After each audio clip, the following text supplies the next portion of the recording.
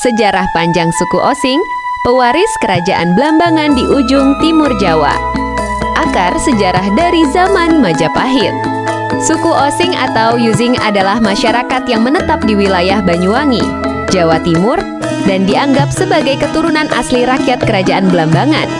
Kerajaan Hindu terakhir yang bertahan setelah kejatuhan Majapahit. Ketika Majapahit mulai runtuh pada abad ke-15 akibat konflik internal dan tekanan kerajaan Islam.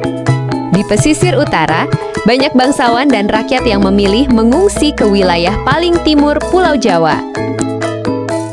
Daerah yang masih kuat mempertahankan pengaruh Hindu saat itu adalah Blambangan, yang kemudian berkembang sebagai kerajaan terakhir pewaris budaya Majapahit. Masyarakat yang menetap di kawasan ini kemudian dikenal sebagai Using atau Osing. Sebuah sebutan dari kata Using yang berarti tidak, melambangkan identitas mereka yang berbeda dengan orang Jawa lainnya. Berdirinya kerajaan Blambangan. Setelah keruntuhan Majapahit sekitar 1478 Masehi, wilayah Blambangan menjadi tempat berkumpulnya para prajurit, pendeta, dan rakyat yang masih mempertahankan budaya Hindu Jawa. Blambangan pada awalnya merupakan wilayah pedalaman yang dipenuhi hutan lebat, sungai besar, dan dataran tinggi. Namun perlahan, kerajaan ini berkembang menjadi pusat kekuatan baru. Dalam naskah-naskah kuno, Blambangan digambarkan sebagai negeri yang kaya hasil bumi dan memiliki pelabuhan penting di wilayah Panarukan dan Alas Purwo. Kerajaan yang memiliki hubungan perdagangan dengan Bali, Makassar, dan pedagang asing. Suku Osing adalah masyarakat yang hidup di bawah pemerintahan Blambangan ini. Konflik besar, Blambangan melawan Mataram, Bali, dan VOC. Letak Blambangan yang strategis membuatnya menjadi rebutan antara kekuatan besar saat itu. Pertama perang melawan Mataram Islam pada abad ke-17. Karajan. Mataram ingin menyatukan seluruh Jawa di bawah kekuasaan Islam, namun Blambangan yang masih berhaluan Hindu menolak tunduk. Pertempuran antara Mataram dan Blambangan berlangsung puluhan tahun. Tetapi Blambangan dikenal sebagai kerajaan yang sangat sulit ditundukkan. Kedua, pengaruh Bali. Kerajaan Gelgel dan kemudian Kerajaan Klungkung di Bali beberapa kali mencoba menguasai Blambangan. Perpaduan inilah yang membuat budaya Blambangan dan Osing mempunyai unsur bahasa Jawa kuno, seni tari yang mirip Bali, dan ritual-ritual yang bernuansa Hindu Majapahit. Ketiga, perang paling besar atau disebut Perang Bayu 1771 sampai 1772. Ini adalah perang terbesar dalam sejarah Osing dan Blambangan. VOC mencoba menguasai wilayah timur Jawa, tetapi rakyat Blambangan melawan habis-habisan. Dalam perang ini, muncul tokoh-tokoh penting yaitu Pangeran Jagapati, Sayu Wiwit dan para panglima dan tokoh adat Blambangan. Pertempuran berlangsung sengit, menyebabkan ribuan rakyat gugur. Meskipun akhirnya Blambangan jatuh ke tangan VOC, semangat perlawanan suku Osing dikenang sepanjang masa. Masyarakat Osing di masa tradisional. Setelah Blambangan runtuh, masyarakat Osing tetap bertahan di perkampungan tradisional dan menjaga budaya leluhur. Mereka hidup dengan bercocok tanam, beternak, berburu, dan memanfaatkan hasil hutan. Sistem sosial Osing. Masyarakat dipimpin oleh pemangku adat. Kepercayaan bercampur antara Hindu, animisme, dan kejawen. Ritual selametan dan pemujaan leluhur sangat penting. Bahasa, seni, dan kebudayaan Osing. Suku Osing memiliki identitas budaya yang kuat. Bahasa Osing. Bahasa Osing adalah turunan dari Jawa kuno dengan pelafalan khas dan kosakata yang berbeda dari bahasa Jawa modern. Contoh Using, tidak, aku, dia, ngarep, depan. Bahasa ini masih dipakai di daerah Kamiren, Licin, Singojuru, dan sekitarnya. Kedua, rumah adat Baleh Osing. Rumah tradisional dengan ciri-ciri sebagai berikut.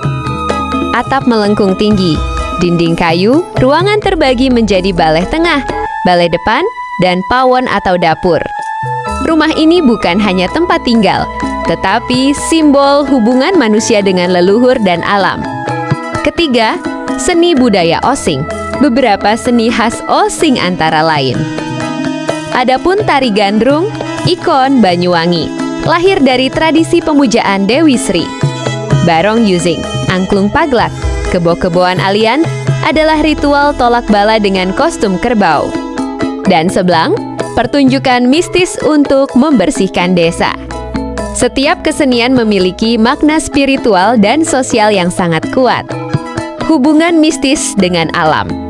Masyarakat Osing percaya bahwa alam dihuni oleh kekuatan gaib.